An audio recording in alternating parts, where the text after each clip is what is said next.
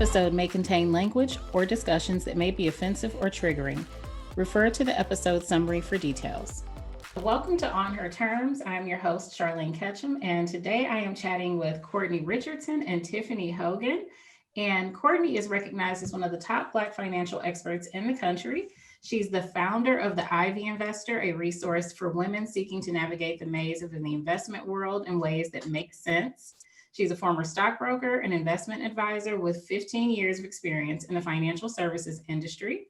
She's also a team member of the Black Wealth Project, which we'll talk a little bit more about what they do. That'll be a big interest for our audience. And she's also an attorney. And Tiffany, who is also my cousin and is fabulous, she is also an attorney, and she is the host of a new podcast, the B.A.D Moms Village. And B.A.D stands for Busy, Accomplished, and Dedicated. So she's the host of the newly released podcast, B.A.D Moms Village, and she's an attorney and real estate agent as well. So today, the three of us are going to share some information to help you better be financially prepared for the next personal emergency or the next economic crisis. This will be a high-level discussion. So don't think after you listen to the three of us chat that you'll be able to rock it out or that you will be an investment guru, even though we're talking to one right now. We're giving you a high-level overview because we know you're getting ready for a new year and you're probably thinking about how can I make 2021 better than 2020? And so we'll give you some outlines and some things that you kind of might want to think about. And then you can stay tuned to On Her Terms because we will be talking about that a lot more this year, and also the Black Wealth Project and also the Ivy Investor, because they will get you all of the information you need to know about finances and investing. So I want to talk a little bit about the Black Wealth Project for a minute, because I've been tuning in. How did that get started, and when do you run the show? Because I think that'll be very appealing to our audience. So how did we get started? So it honestly started in our heads, and I say our heads, Kamari, Ellis, and I, our heads maybe about 2 years ago. And the name started 2 years ago. So he was like, we should really talk about Black wealth issues. And we were just having that conversation. He's like, well, what would you call it? I'm like, we'll call it the Black Wealth Project. And I don't remember what our other options were. So let me be very honest. I'm like, I don't know. I don't remember what the other possibilities were. So that was the first thing. And then, so he says to me, like during the pandemic, he's like, hey, we should do something that kind of is engaging and that we can have this conversation amongst other people in the space. And he said, well, I have a couple of people. And I was like, okay, fine. He's like, I have, Jimmy and Corey from By the Hood. I have Malik Carter, who is a real estate person, and I have you. And I was like, okay. And he's actually, Kamari is a former stockbroker. He's also a former investment analyst. So kind of, we had the stock side, they had the real estate side. And then, so we went, we ran maybe one or two episodes. And one of my sorority sisters reached out to me, who's a real estate agent. But she's actually sitting to get her broker's license this year, which basically she's been trying to do it for the last, I want to say, year in some way, shape, or form. Because she started changing her broker, and once I know Tiffany can appreciate this. Once you change your broker, things get like the paperwork, and it gets all crazy. And then the pandemic happens, so she wasn't able to take her broker's license as of yet. But now she's adding that brokerage aspect to it. And she's like now the vice president of residential sales for a Black-owned real estate development company. So she reached out to me and says, hey, I see what you guys are doing. I think you guys need more women. And I was like, I agree with you, and come on. So I said, hey, what do you guys think about adding Tracy to the mix? And they said, yo, we love Tracy, bring her on. So now it's the six of us. It's, 4 guys, 2 women. And we sit every Sunday at 7 p.m. and we talk about Black wealth issues. And we just don't talk about like how to buy a stock, or, we talk about the issues that kind of surround Black wealth. Like we just talked about the financial impact on Black wealth of the war on drugs, and how like there are so many different aspects of the war on drugs that affected us financially. So we talked about that. We've also talked about the conversation of, should you go to college or shouldn't you go to college? We talked about that. Mm-hmm. We talked about what would you do if you won the lottery? what are the things that are the common themes with Black millionaires, Black billionaires? What are we learning from them? What can we take away? We talked about a little bit of estate planning, so we kind of cover the whole gambit of Black wealth. Awesome. And so how can people tune in? That's always on Facebook Live, correct? So if they like the Ivy Investor or the Black Wealth Project, they would be able to get the alerts to follow along. Correct. And we're also on YouTube. So we're on YouTube. We're all over the place. So really excited about it. But so we've been doing it, I want to say, has it been 6 months? I feel like everything kind of blends together. But we've been doing it for a couple of good months. So It does. And so how did you start the Ivy Investor? So that is a good, funny story. So I am a member of Alpha Kappa Alpha. So our plant is the ivy. The ivy plant is a very resilient plant. I don't know if you've ever had ivy on the part of if you've ever had it on the side of your house before. It grows and grows and grows and grows. And it gets in your brick and it messes up your brick. So, because it's just one of those things. So I share that to say, I started that. So that was the name of the blog, because a lot of my friends were reaching out to me saying, hey, Courtney, I have so many questions about investing in the stock market. And I was working as an attorney at a big firm and I had billable hours. So I had so many people reaching out to me and saying, hey, can you help me? I'm about to leave my job. So also, I'm about to leave my job. I'm about to do this. I'm about to do that. I was like, I can't do this. Because one of the things I noticed in that conversation, which was really upsetting, is that no one had a baseline of knowledge. And because no one had a baseline of knowledge, it was taking me so much time to get them up to speed. And I'm like, I don't have that type of time to get you up to speed and bill. So I said, let me put this in a blog. We can talk like these are the basics. Then we'll talk about them later. But that's kind of how it started. And then then a lot of the people that were reading my blog were like, hey, do you have classes? And I'm like, no. And then so I started getting, like, I made classes. So I was 2014. I did a couple of really good pieces that kind of, I wouldn't say they went viral, but they did very well. And then so the next thing was that people were asking if I did classes. So in 2017, I started doing classes and they were asking me about cannabis. So cannabis was a really big deal and it's still a really big deal. So I started learning about cannabis, and then I actually just did a continuing legal education class on cannabis taxes because I have a JD and I have an LLM in taxation, which is like a degree above a JD, and I do estate planning. So I have a certificate in estate planning. So all of those things kind of come into play in the Ivy Investor. So it's kind of like I call it now my playground. So I kind of do my day-to-day work on a regular basis. I serve as a government attorney, but now I can kind of like repurpose my thoughts in a different way with the Ivy Investor. So it's been a wild ride. I can't believe it's been 6 years, but it's been a good ride. It flies. I think in addition to all of us being attorneys, we all have multiple hustles. Mm-hmm. Tiffany, do you want to share a little bit about what you do and your podcast? Yeah, so I am no longer a practicing attorney. I freed myself from that world. What I do now is I handle entitlement issues for one of the largest residential builders in America. I live in Atlanta and handle the things for their division office there. And I'm also a government liaison for them with the municipalities where we build. So it's the best of both worlds for me because real estate was always my love and my passion. And after being a trial attorney for almost 10 years, I realized I'm just not loving being in the courtroom. I was good at it, don't get me wrong, but it just was not fueling me.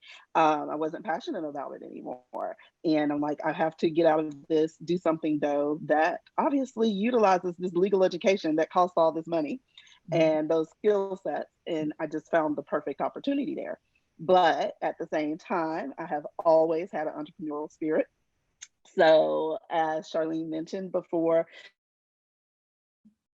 I do also my real estate license.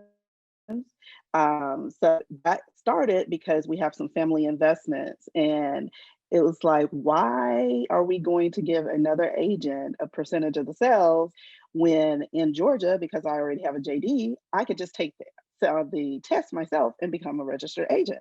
So that's what I did to start out assisting with some of the family investments. And it grew into me helping some friends as well when they were looking to purchase investment properties. So that's really what I try to focus on is first time home buyers and also those looking to build their investment portfolio by purchasing real estate. In addition to that, I did recently start a new podcast. It has been a vision for about 3 years. I have a son that is about to be 3 years old. And when I got pregnant with him, I started reaching out to some friends, asking some questions, and realized there wasn't really one good place to get good answers, not feel like you were being judged. And I kind of had to build my mommy village. So out of that, I just started jotting down different ideas for questions, for topics, and have now launched the Bad Moms Village, which is going to in itself be a launching pad for some other things in the future that will build upon that brand. So our new episodes are released every Thursday, once a week. We talk about everything that relates to being a mom as well as being a woman, because just because you have a baby does not mean that you stop being a mom.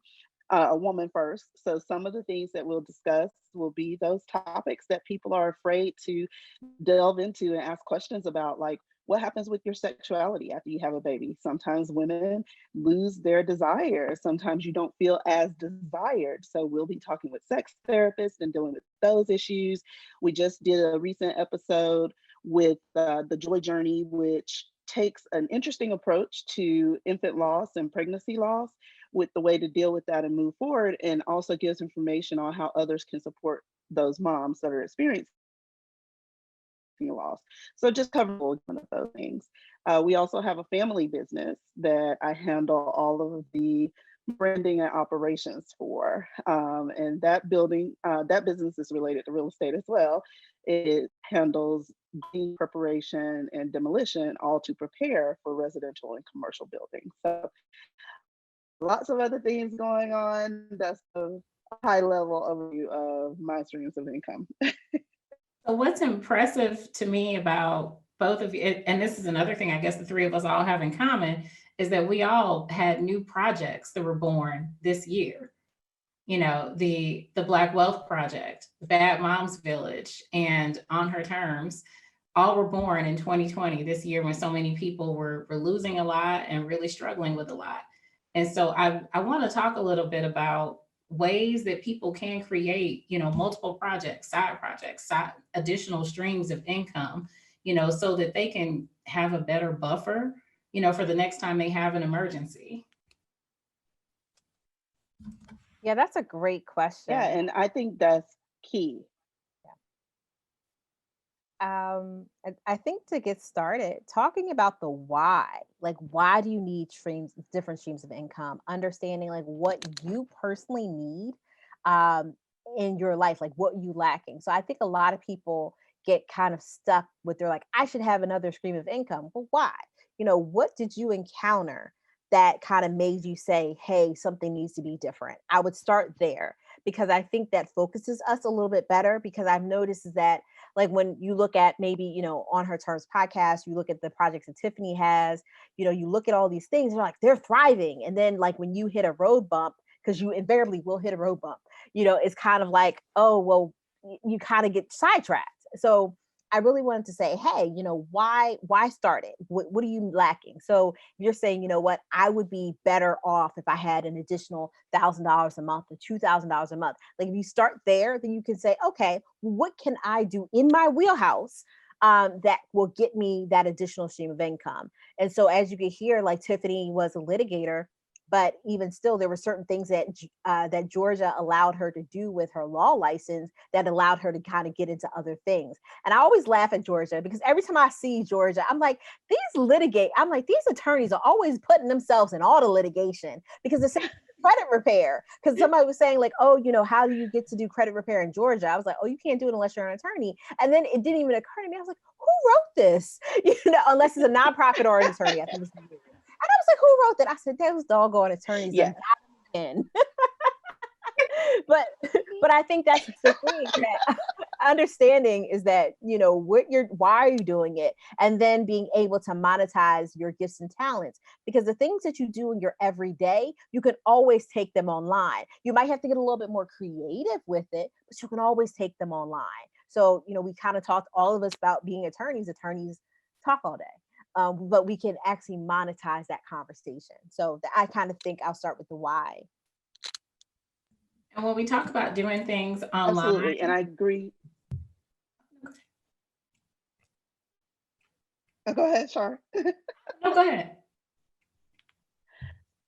I absolutely agree with everything that Courtney said. And I would add to that, understand why you're wanting to do it, but also make sure that it's something that you actually have a passion and a desire for. And it's not just, I need another $1,000. I heard that I can do this and get rich quick.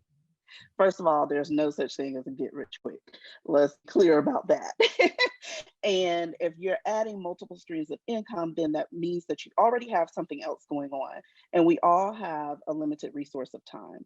So if you're going to add something else to your plate, you need to make sure that you have the desire to do it in order to make it work. And you're not just out there spinning your wheels or wasting time on something that you could be putting that time and those other financial resources into to build something up. Because I know so many people that have an idea, they start the idea and they're like, yeah, that's not really for me. And then they've spent like thousands of dollars going to different seminars to get certifications or whatever, just because somebody told them, oh, you can sign up for this travel company and make a lot of money. Or, oh, you can sign on and do Legal Shield or whatever the thing happens to be. And they're doing this, spending a bunch of money on it, and then they don't end up doing anything with it because they don't really care about it. So I tell people all the time, the podcast really launched out of it being a passion project for me. So I'm able to stay up later at night and do recordings or do editing or whatever because I really care about it. And I have written down a business plan to figure out how to monetize it. So not only is it my passion project, but it also will be monetized. Absolutely. I mean, and when we talk about the various online business ventures, and even, you just mentioned the different seminars, I see them come across my Facebook feed all the time. $50 to learn how to make millions in real estate. It's like, really? Okay. Wow. I'm going to keep scrolling. So, are there any red flags that people need to keep an eye out for? I know this year has been big, lots of new podcasts. Lots of new online things like OnlyFans is a new big one with everyone doing those. I even saw one woman, she says she's making thousands a month pretending to be a dog.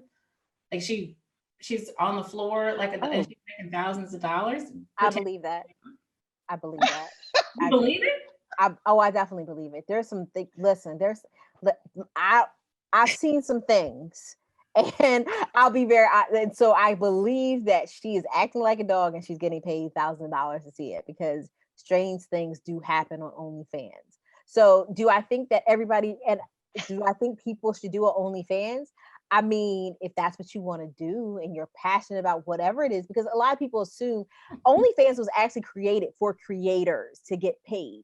And so one of the things about YouTube is that, I want to have a lot of people like, hey, I want to have a YouTube channel, but to monetize your YouTube channel, it actually takes a lot of time and a lot of energy. You have to have 1,000 subscribers and you have to have 4,000 watch hours. That's a lot. I mean, even if you're putting out a video every day, it takes a while to get up to those numbers. Mm-hmm. So again, but OnlyFans provides this monetization mechanism immediately. So there may be some value to that in that person's particular why, that they're passionate about. And some people use it for interesting purposes, i.e. the dog, rock out. But I mean, there's some things that you can do there. So I don't think it's a bad thing, but I also think it shouldn't be your only thing. So for example, if you're a knitter, or we'll just make it somebody who does knitting or painting, we'll just kind of make it very specific to creatives, then you should maybe kind of do something in addition to that. Have a YouTube channel, do a blog, do some vlogs, do some things where you're engaging your audience, because people want to be engaged.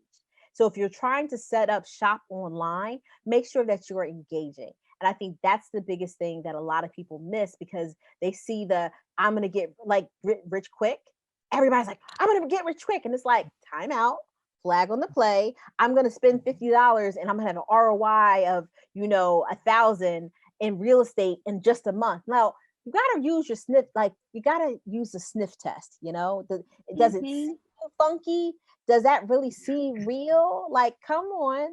And it's not that you won't get value from it. And I can't really say some things that I've grabbed online were actually very valuable. But I think Tiffany made such a good point about the business plan, about how to monetize. So I have things on if I see something that runs across my field, my Facebook feed, I'm like, oh, well, yeah, I do need a good copywriting course. I should grab that. Or, hey, those are holes in my business. And it's kind of, but I also feel like we're inundated with so much stuff, is that you have to know what your business plan kind of gives you a framework of the things that you need or the holes that you need to address. So I think that's also something. But yeah, just does it pass the sniff test? That's always my first question. And so what is, for people in the audience who are listening and they don't know how to assess whether something is a credible investment or not, are there any tips for people on how they should evaluate whether they should invest in that copywriting program that they see on Facebook? I would say do your research. I mean, everything is at our fingertips these days. So somebody has done a review on that course, or somebody has gone out, because people are quick when it's something negative. So you can guarantee, if people feel like they got taken for their money or the course wasn't worth it or whatever, it's somebody out there that has put something.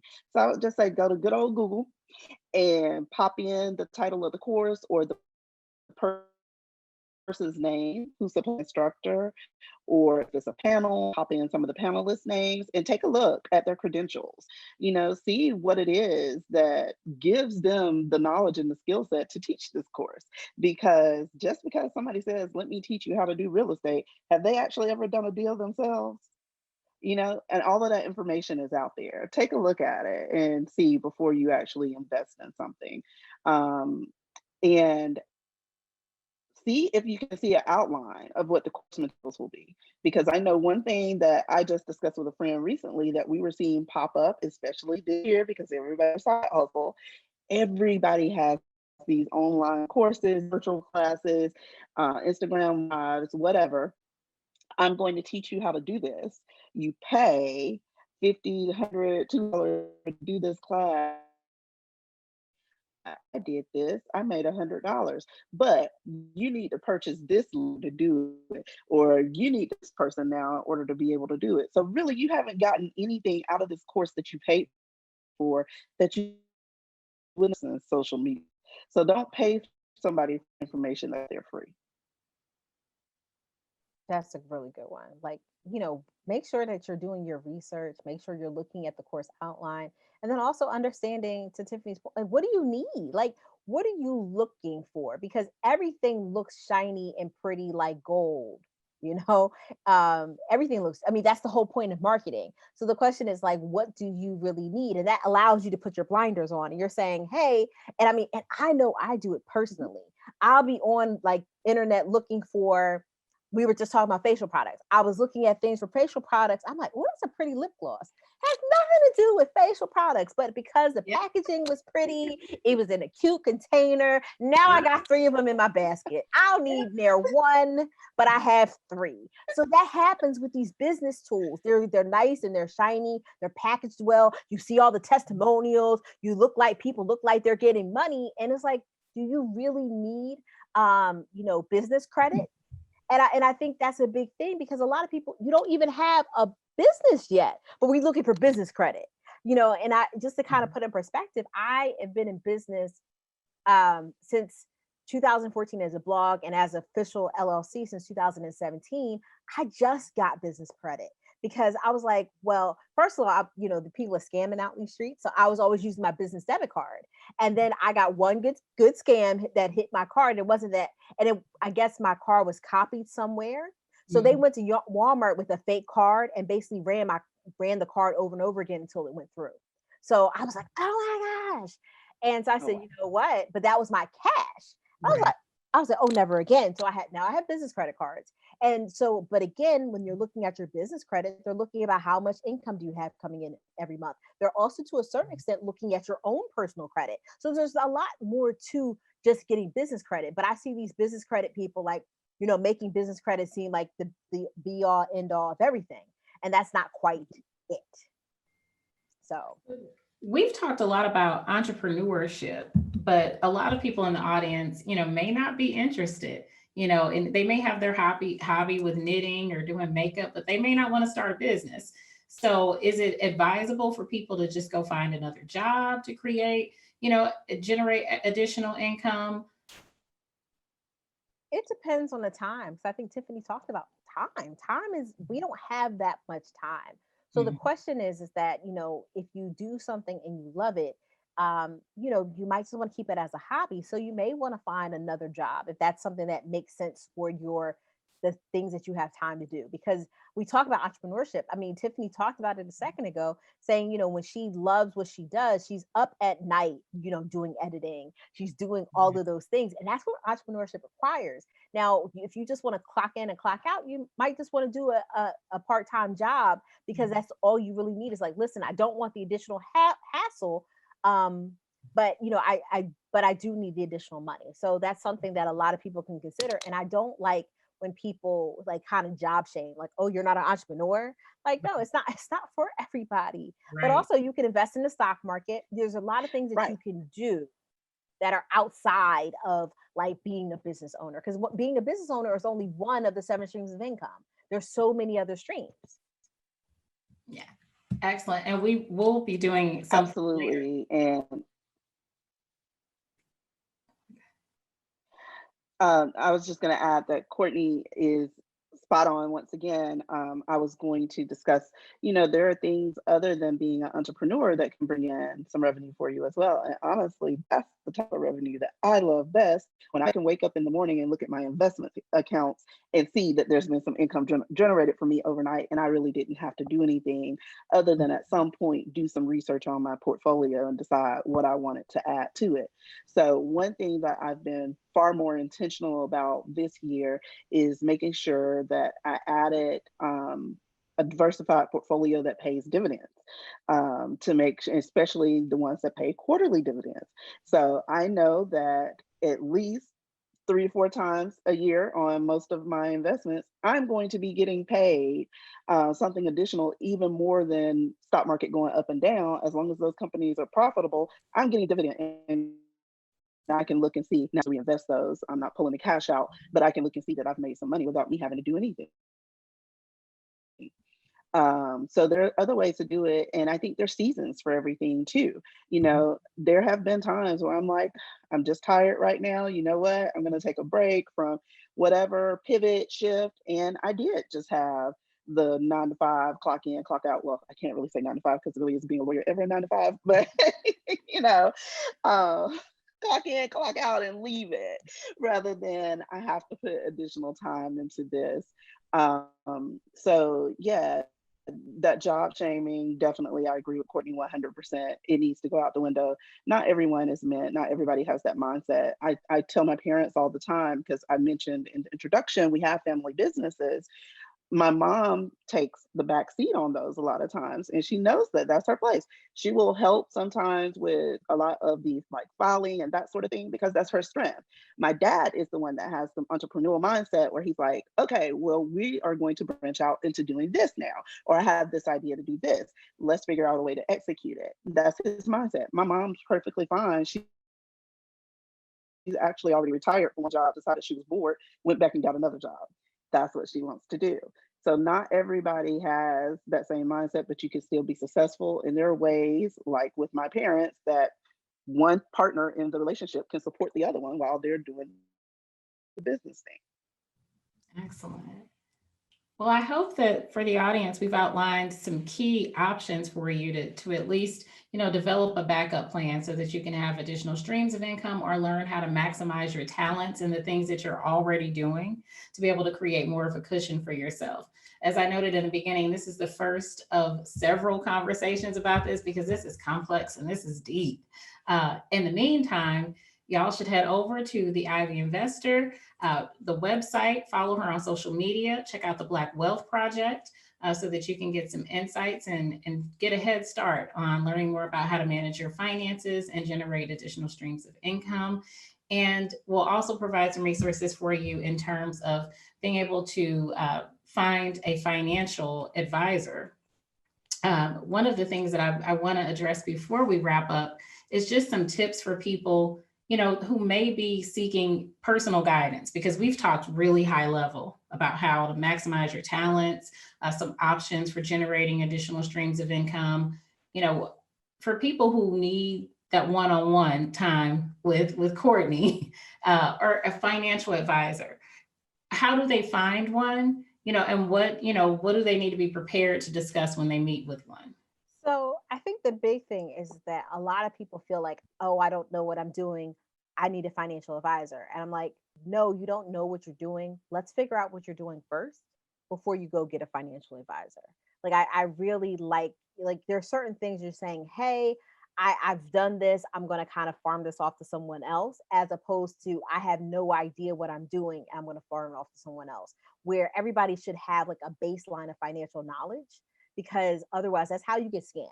And I'm gonna be very honest, because you see stuff happen all the time. You read it on the newspaper, you read it in the newspaper, you read it online, you see it on Instagram. They're like, they'll say sports star X, has financial advisor, basically took $20,000, 30,000, 40,000, $100,000 for them over XYZ period of years, because they didn't know what they were looking at.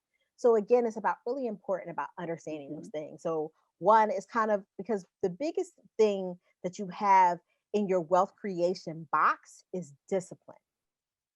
I'm going to say that again. The biggest tool that you have in your wealth creation box is discipline. And that's basically following a budget. Like the budget is like the baseline. That's your thing. It's like you'll say $5,000 coming in every month. I have 5,500 going out. Wait a second. Time out. Flag That's on the play. But it happens. Yeah. So again, that's kind of understanding that why to say, hey, I actually do have a budget shortfall. And so you actually have to kind of figure those things out. And that's why I like people saying, hey, before we start, adding all these things to my plate, either a job or a side hustle or whatever, let's figure out where you are. So let's figure out your baseline. So that's your first thing. But then also it's kind of like, hey, am I spending too much? And your budget will let you know that. And let me clarify, it's actually looking at your bank account and your spending, and being very honest with yourself before you do anything. Like, what am I doing with my money? And I can tell you that I'll be very transparent in this moment. I was looking at my bank account. I was like, where did this money come from? How the hell did I have money? I wasn't eating out, y'all. When the pandemic hit, I stopped eating out. Mm-hmm. And so I was like, you didn't spend that much eating out on a regular basis. Yes, I did. Yeah, we did. And I was so embarrassed. I was like, Courtney, what are you doing, baby?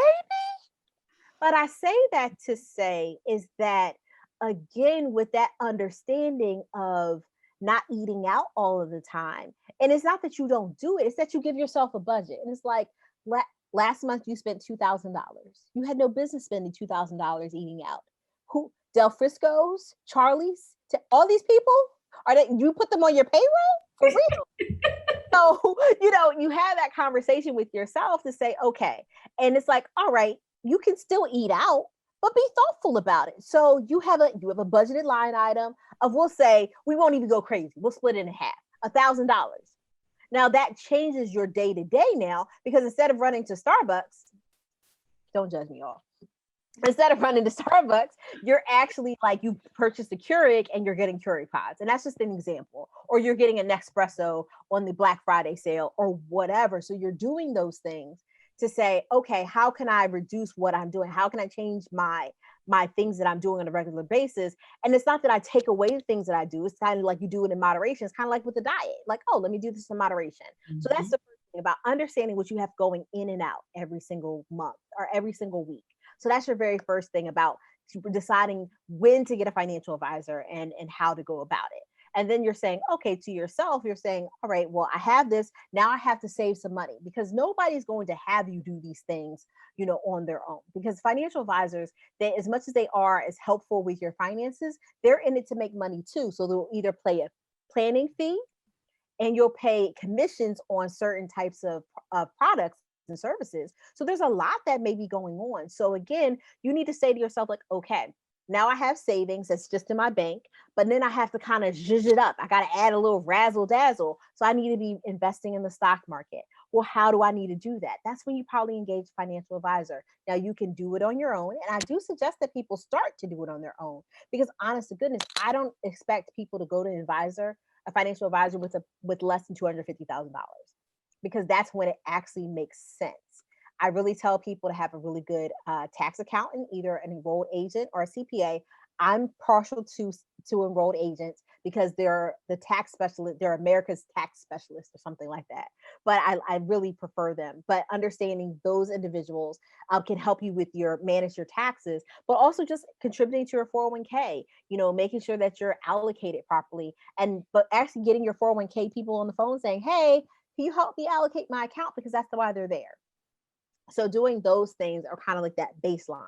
But also, you're like, well, Courtney, what if I don't have $250,000 to invest yet? Well, get your money up. But that's one thing. But also, people who don't have it, but they have a special needs child, I definitely suggest immediately go see a financial advisor. Immediately. Everybody should meet with somebody who does estate planning, but especially if you have special needs children or children at all, you should definitely have a plan for them too. So there's certain things that kind of like, hey, you should probably do all these things, but there's some certain kind of check pluses, like, hey, this is like, have you ever seen the flow chart? They're like, hey, I have a kid. Go see a financial advisor to make sure that you have your assets are going to be taken care of properly. Hey, I have a kid with special needs, and even if they're not minors, definitely go see. Do not pass go. Do not collect $200. Go directly to see a financial advisor, because again, there's some really special things that you need to do as a parent to get them to make sure that they're situated and they're safe. So those are the cases where I'm like, hey, you may not have $250,000 in investable assets, what we call it, but you do have some special circumstances where you need to go find one.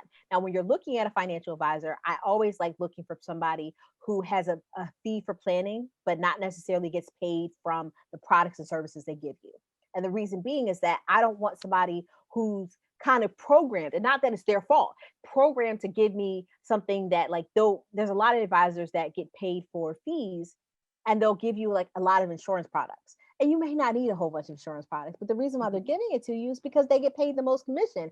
And I'm not mad at them, because that's the system that they're in, but I want to make sure that I'm maximizing all the things that need to be maximized for me. So that's, again, like, I think it's really important to go to somebody who's a fee for planning. So a certified financial planner is really helpful in that way. Somebody who's able to say, hey, you have these holes in these places. So again, that fee for planning kind of allows them to look at the whole picture and say, okay, these are the places where you need to really do some work. And we'll do the work together. So that's why I like certified financial planners, but also it's a relationship. You guys have to feel each other. Like, I think a lot of people go wrong is when they feel like, oh, I have to go with a financial planner and I'll just pick the first one. Like, no, it's like going to a hairdresser or going to any other service-based professional. You have to feel comfortable with them. You have to feel comfortable with who that, about your vibe. So that's the other thing. And then also being understanding how often they're going to meet with you. If I don't hear from you in like at least every 6 months, I don't be bothered with you, because I'm paying you a fee. You should at least be checking in and make sure like my house didn't fall down. So, just understanding those touch points, and kind of being able to be and you have to feel comfortable with them, because you have to be able to feel transparent enough for them to understand all the things that you have going on that may need to be addressed. And I tell people, do not lie to your finance people, and don't lie to your attorney. Please, Lord, don't do it. Because again, it just puts us in the bad spot, and we're not able to help you in the best way. We just can't. Like, it's like, hey, hey, I have somebody come into my office. They're like, hey, I'm looking for, somebody to do a will. I'm like, oh, I can do a will, no problem. I just had this happen the other day. They're like, yeah, I need a will. I'm like, all right, cool, we'll get you set up. And they're like, yeah, I need a power of attorney. I'm like, okay. And they're like, and just offhand, they're like, yeah, I have a major procedure going on, and I don't know if I'm gonna come out of it. So, just what? You should have started with that. But right. Right. And I was like, okay, so we're rushing to get this document done, and we're rushing to get it done right. So I'm sitting up at night. I'm like, okay, I'm just like, all right, let me just roll through how this is going. Because again, it's like once that will is done and they walk out of your office, they may never come back, and not in a bad way, but you have to make sure you get it done the right way the first time. And when you find out, hey, this may come into effect like on Monday and we're looking on Thursday, we really may have a problem. So again, like be very transparent just with everybody. And I know, but you have to feel comfortable with them to be transparent, So that's why it's important to have that relationship. So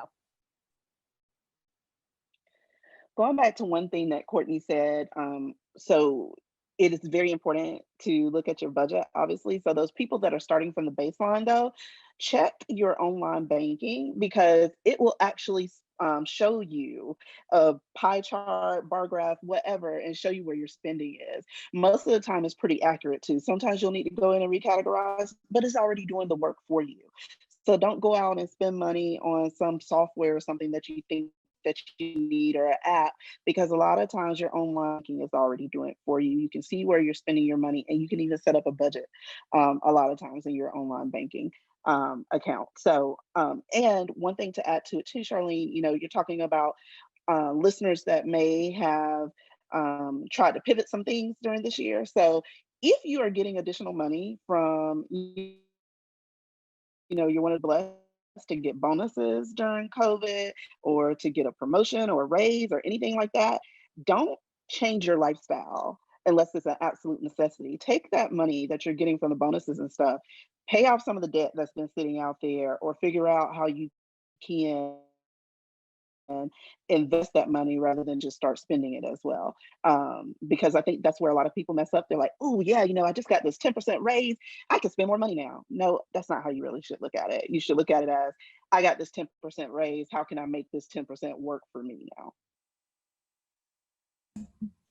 Yeah, that's so important. And I think instinctively for people, they get it and it's gone. It's like, oh, this is a bonus. I should treat myself.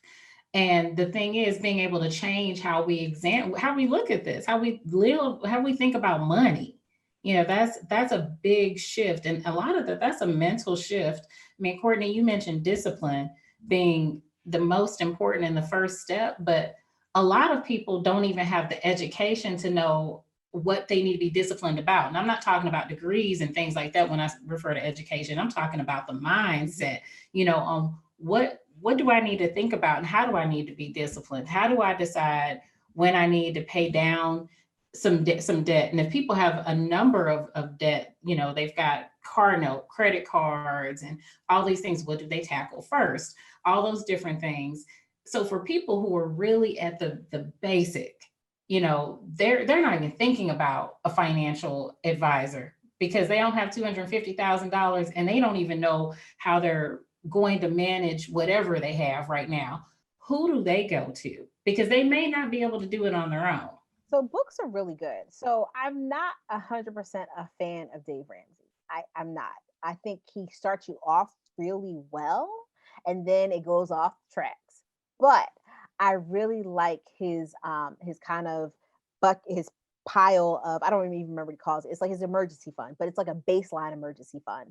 It's like $1,000 that you got to get as quickly as possible, whatever. Because the average American, I don't think they can afford $1,000 emergency. So I think that's really important to kind of start there. I always say when my clients, I say, listen, you got to do 2,000 because $1,000 you can easily have an expense that's over $1,000. If you have a transmission that goes, we all know that thing is super expensive. Mm-hmm. So that's the first thing of having that kind of like a baseline of like $2,000 that you don't go below, you don't touch, whatever, off to the side. Mm-hmm. But then also doing the snowball method. And I think if you're paying down your debt, now also, I don't really fool with collections. I'm like, you just gonna have to find me. And what I mean by that is I've had an old medical collection now that's like 7 years. It's really had 7 years. I'm like, oh, y'all about to go anyway. So bye. Because I wasn't paying it. But again, in terms of the other things I had going on in my credit, which is basically just credit cards, I put them in order of lowest to highest and paid them off put as much money as I could on those debts as I could. And actually, when I got one paid off, I would put it to the side. When I got another paid off, I put it to the side.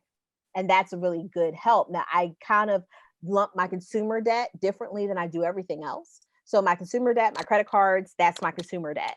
Even my car is kind of like a consumer-ish, but I kind of need it. So that's kind of one thing. And then I have my student loans, and I just got a mortgage. I just rehabbed a family house. So that's kind of, that was really helpful. And I think it's really important for us to, like, I love the way Tiffany was sharing about, how her family has businesses. That's so important. It just gives you so much freedom. So I was able to, my parents gave me the house. They're like, here. And I was like, okay, well, this house needs to be updated, y'all. But I was able, because I had good credit, I was able to get a 203K and kind of, well, it's actually technically a home style, not a 203K. My mortgage consultant corrected me. And I was like, oh, okay, my bad. I'm sorry. I don't know. But it works basically like a 203K, just for clarification.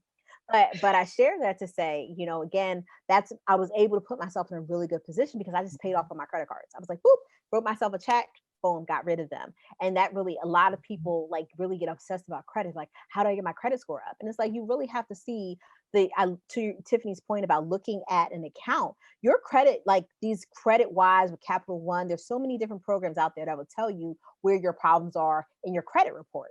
And they'll say like, hey, your revolving balances are too high. What are your revolving balances? That's your credit cards. So you're saying, hey, so you might want to make that a priority of getting your revolving balances down. So your credit cards, I always tell people at the minimum 30%, like do not use more than 30% of your available credit. But, I like to try to keep it personally under 10.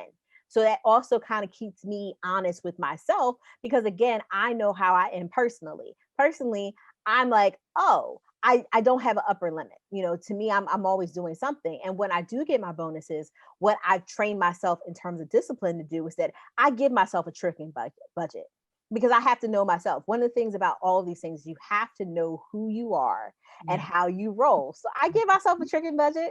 I'm like, okay, you get a bonus. This was not money I was expecting. So I said 10% you can trick, but this 90% is going to go work. And I think if you balance it that way, life becomes a lot easier because you don't feel like you're depriving yourself. You're saying, hey, I'm giving something to my present self, but I'm really focusing on my future. But I can at least give something to my current self. So hey, if I get a $5,000 bonus, I put $500. Yeah, 5,000, 10%, right? Yes, that's correct. I was like, let me do that. I was like, I said it so quickly, and I was like, Courtney, wait a second. But I put $5,500 away. I had $4,500 going towards something else, which is putting in the stock market, doing possibly getting ready to do another real estate investment, something. But that's going to work. But here, if I would have put $500 on my feet, I can, and I feel like, oh, I have $500 on my feet, yay! But I still have this other money going to work for me. And I think again, but as I've matured in my financial journey, I've also said, like, do you really need $500 on your feet? Because you could have put that in Apple stock, and if you just put it in at the right time, you've been Gucci. So again, it allows me to change my mindset, but you have to meet yourself where you are. And I think that's really important, is that we're always watching what somebody else is doing on like Instagram, like, oh, this person's doing that and they just bought a house and they bought this new car. But it's like, again, that's understanding your why again. Like, why are you doing all this? And again, sometimes you're like, you know what? I like to floss. And if that's the way you feel, it's like, okay, I like to floss. So give yourself something to floss and you can try to put that money away. But after time, when you start seeing the power of compounding and what your money can do for you, how your money can work for you, you stop flossing all the time. You're like, this floss is costing me 4% because I saw my, or whatever. And you start seeing it, start changing your mindset. But when you start where you are, you start putting yourself in a better mindset, then you're able to kind of level up as time goes on. So now, like, I've never had $500 shoes, and that's not because I didn't want them, it's that I have fat feet. I don't care how small I am, I have fat feat. Those Italian designers did not make anything for these feet. They're like, no, ma'am, you better put Nikes on and keep it moving. So, I mean, I wear Nine West, I wear Loren, they're fine. They work out well. But again, so between all of those things, I have the opportunity to do something a little special, but then also really put towards my goals. So I think that's the kind of, when we're talking about discipline, it's about that. It's like writing your goals down and making them plain. Like really saying, like, what am I trying to do? What do I want to do in 5 years? What I want to do next year? What I want to do this month? Like at the end of this month, the way I play with myself is saying, okay, my 5-year goal is X. Okay, so if I'm 5 years from now, what do I want to say I have done? Okay, and what do I have to do today? What do I have to do each year to get to that goal? What do I have to do each month, quarter, month? And I kind of just back it up. So it gives me my daily task. So it keeps me on focus. And when you break it down into 5-year goals and the daily tasks, like, okay, I gotta make sure that I put $5 away today. That's nothing. But if you do $5 a day for 365 days, you really change everything. You do that over a course of 5 years, your whole trajectory changes. And but people feel like, oh, that we have to get away from getting rich overnight. You can get rich slow, and it works too. Okay? Absolutely. And I would say, Charlene, for those people that are looking for baseline information, um, social media works. Just check the credentials of those people. Because personally, when Charlene invited me to do this, she said, "Have you heard of Courtney, the Ivy Investor?" I'm like, "Oh no, let me go check it out. Let me check out the Black Wealth Project too." Just so happens Courtney was doing an Instagram live video on 529 versus Roth IRA to invest for your kids. So one of the things that I've been doing for my son is um, kind of jokingly told people if another living, breathing thing is coming into this house, it has to bring in some income as well, including the kid. So he's been baby modeling since he was born. And we have been taking those checks and putting them into an account for him. But I'm like, accounts don't make any money these days, regular savings accounts. You got to figure out another way to turn that money so that it's flipping into an investment with a greater income. And so I did not like the idea of 5-9 for him because I don't want to tie him down with we need to be able to use this just for education. Yes, we may choose to send him to private school, but we don't know that yet.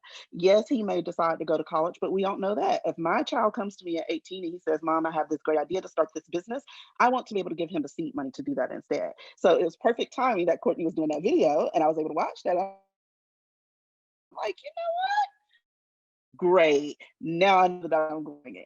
So check out Instagram. Look at what some of your friends that you do feel like, oh, look, they have this house that they just bought. They have this car that they just bought, whatever.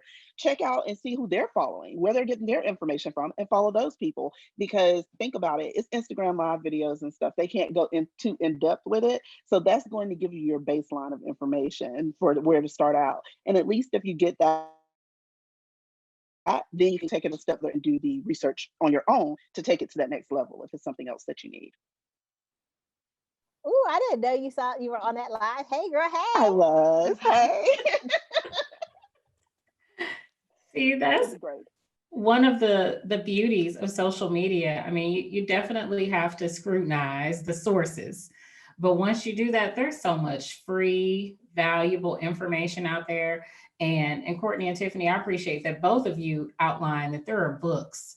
You can go to the library. I've done a lot of, I don't buy, the only time I buy books are usually after I've read them, resource books and self-help books. I'll buy them after I've read them and I'm like, oh, this is really handy. I need to be able to highlight some stuff and mark this up. So then I'll go buy it. But I might read 10 books before I find the one that I want to do that with. So definitely check your library.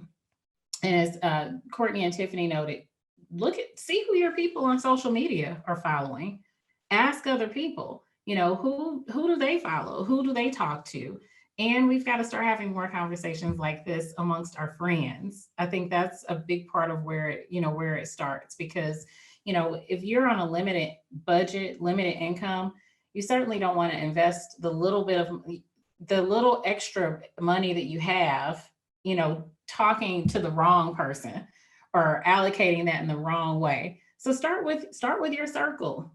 Start with your circle. Look for free resources. I see a lot of one of the last questions I'll ask you before we wrap up are the credit repair services. I see those all over social media now.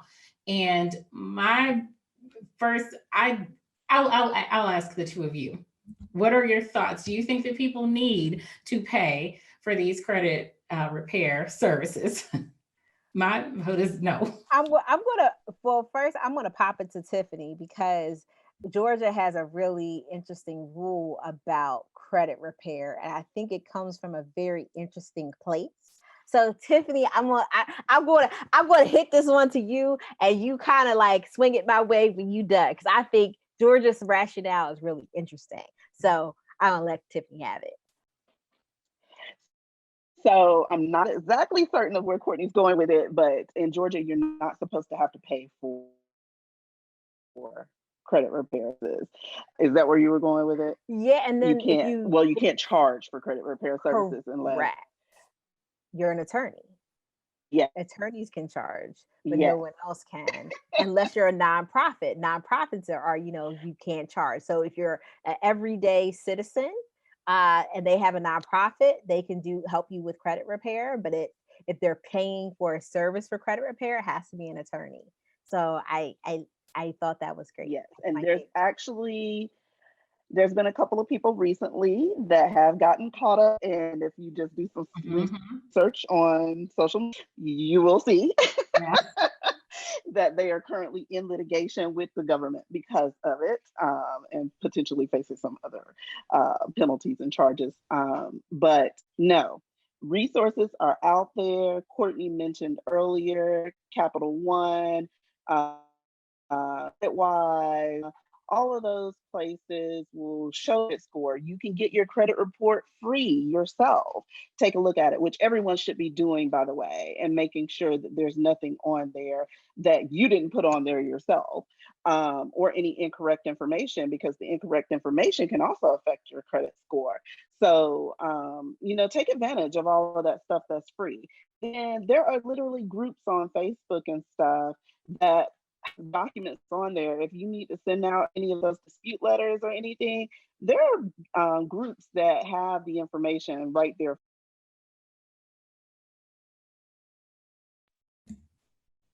Yeah, that's a great point. So, like, I think one of the things that a lot of people get confused about with credit and credit repair is that credit is basically how good are you with somebody else's money, and like how good have you been over a certain period of time with somebody else's money.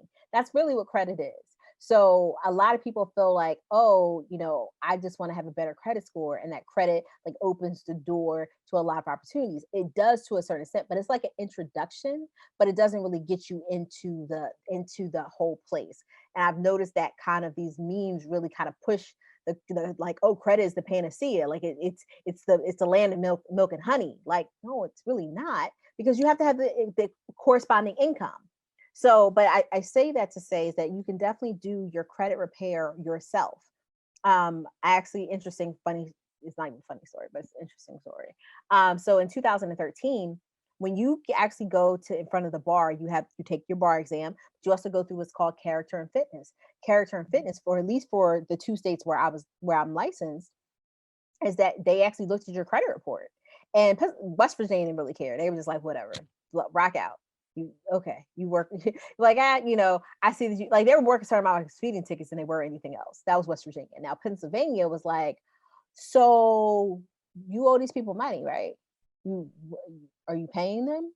Okay, so great. So you are paying them. That's wonderful. So what we need from you is we need copies of those checks. And I was like, what? They were like, yes, we need copies of those checks. We need to show, like, we need a history of payment that you've been paying these things off. And there were two things on my credit report that I said I'm not paying. And they were old collections that I've been disputing for years. But thankfully I had a lawyer's mind before I was actually an attorney. So I had years of documentation of like, what was it called? Like the little certified letter attachment with a date from 2008 about something I was disputing all the way back then. And they were very much like, wow, like, okay, well, we can see that it's in a collection and we don't really like it, but we see that you've been fighting. It was like one was against Bally's. I don't know if you guys ever remember Oh, yeah. Bally's Soul and Fitness. Yeah, they Mhm. were making a mess. And I had to actually provide a article from the New York Attorney General, basically citing what was going on with me and how they kind of popped up on my credit report and they had no business being there, and that the New York Attorney General actually sued the company for doing that. So I actually had to do a lot of work, and it took me more time to get admitted to the bar. So I passed, and I found out I passed in April of one year, and I didn't get it sworn in until July. Wow. So it was, so again, I share that to say like your credit does matter. So I don't want you to think like Courtney's like, oh, Courtney, credit doesn't matter. No, it does matter. But what I loved about that experience is that one, it caused me to hold myself accountable. But then also once I did pay off all those things and I disputed them, and I got them off, and you can just find those 609 letters, which are dispute letters. You can, well, there's a couple of different letters out there, but you can find them online and send them in. And once I got all my credit taken care of, it was amazing because my credit shot up immediately. So it's not just, disputing things, but sometimes you do have to pay it. Sometimes disputing is not the only way, but you at least learn a lot about credit. And credit is kind of like a mix of different things. So you have your revolving credit, you have your student loans, you have mortgages, you have kind of like, so there's so many different things you have going on. And the more that you learn about credit, and you can find out online about it for free, the better a steward you are of your credit. And I think those are things. So when you ask me about credit repair, I'm not a really big fan of it because I feel like it's but somebody is charging you to do things on your own, that you can do on your own. But to a certain extent, we kind of do that with our hair. We kind of do it with other things. But my concern is that some of them are not as legit as I would like them to be. Mm-hmm. And if somebody tells you like, oh, you can quote trade lines, those are illegal. You be blessed. Don't use them. To kind of help your score. If someone else says, again, you have to be really careful about who you give your social security card to. Like your social, like they can really mess you up. There's a good couple of people that I personally know where their social security was being used for unemployment benefits during the pandemic. And they're going to have to deal with those things because not only was someone getting money in your name under your social security number, but what's going to happen at tax time, guess what's going to happen? You're going to get a notification that you received funds that you didn't, and they may be taxable, and you didn't get them. And now your social security number is floating out in the world. So again, just be really careful about it. Be a good steward, get in terms of getting your credit report for free. You can go to annualcreditreport.com. That is the free site that you can get your Experian, your TransUnion, and your Equifax. You're entitled to one per year. So I always tell people to pull it to make sure that everything on it is theirs. Also make sure that the addresses on your credit report are yours because they link you through your addresses. And if you see an address like, that's not me, I definitely had an address at one point that was not mine. So again, that puts you in a better position to, to really make sure that you're protecting your credit file, because honestly, it's a history of how good you were with somebody else's money. But if you're not that same person, and especially if you have a common name too. So, and I also know a lot of people that have are maybe juniors, or they may have a very similar name to one of their parents. Life gets really hairy at that point. So it's just being a good steward of what you have in front of you, pulling your annual credit report, and just knowing that your credit report and your credit score are two different things. So a lot of people kind of combine the two. Your credit report, think about that as your test, and think about with Scantron. So think about your credit report as your Scantron, and think about your credit score as once you put the Scantron through the system and it pops out with a number. So, but you want to make sure that everything on that credit report or that credit Scantron is correct. So when it pops out with the numbers are correct, because you don't want to be entitled to an A or a B and you end up getting a C or a D because some of the information on the Scantron isn't correct. And maybe I'm dating myself with the Scantron because I know that I have made Scantron on Scantron.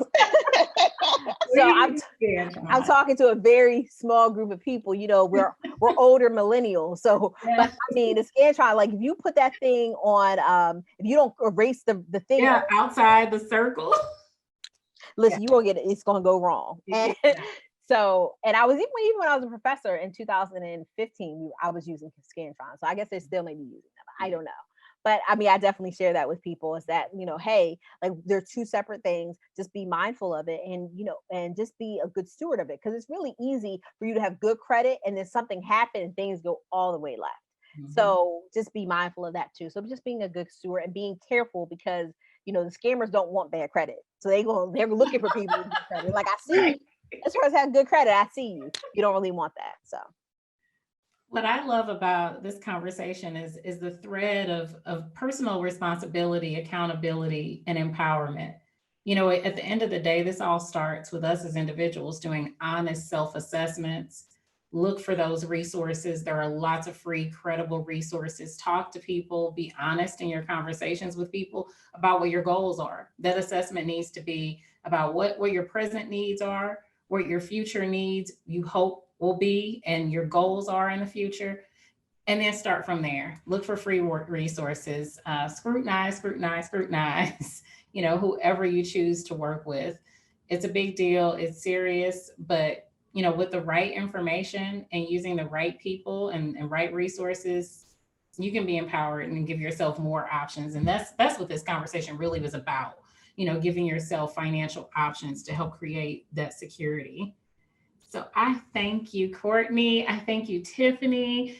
Audience, y'all go check out the Black Wealth Project, Ivy Investor, Bad Moms Village podcast, and check out she.confidential.com. I will have links and all the social media handles for Courtney and Tiffany, in addition to some of the books and items that we mentioned favorably today. So thank you, ladies, for your time. And my name is Charlene Ketchum. This is On Her Terms. And until next time.